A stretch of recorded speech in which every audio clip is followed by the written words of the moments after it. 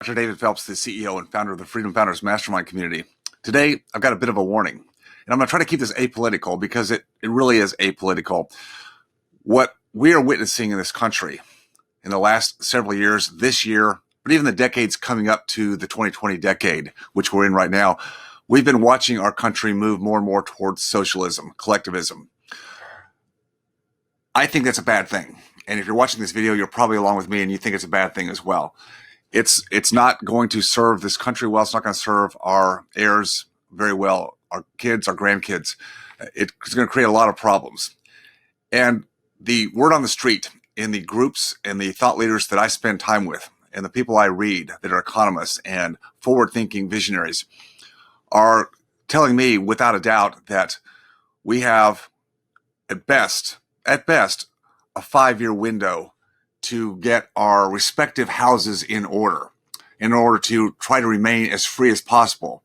It's going to become more and more difficult for the entrepreneurial spirit, the capitalism, the free market capitalism that has been the bedrock of this country, that let this country rise from the colonies over 200 years ago to be the country that it is today.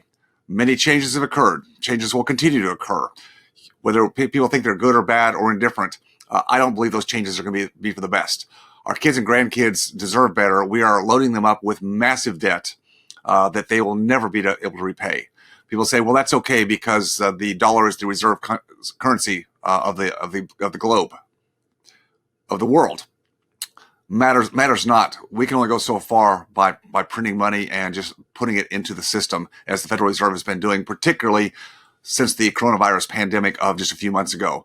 The trillions and trillions of dollars that are being injected into the monetary system can only bode in a negative way for the future. It means taxes will be higher. It means the ability to assert yourself and your drive and your ambition to climb above, which has always been the American dream, is going to become more difficult.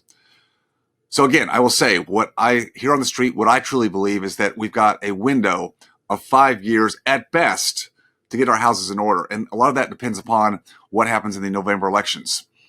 I say it doesn't matter a whole lot because both sides, Republican, Democrat, are really in the same game. Maybe one pushing it a little bit harder, but look, the politicians are politicians. They just want to retain power. They want to retain their position, their elected position, as long as they can. They care really not about the future of the country. So they're dragging it down. What you need to do today, in my opinion, is really drill down on what's your freedom number. It's what we do in Freedom Founders. What is your freedom number? What's your lifestyle burn rate that you need to live the life that you want to live?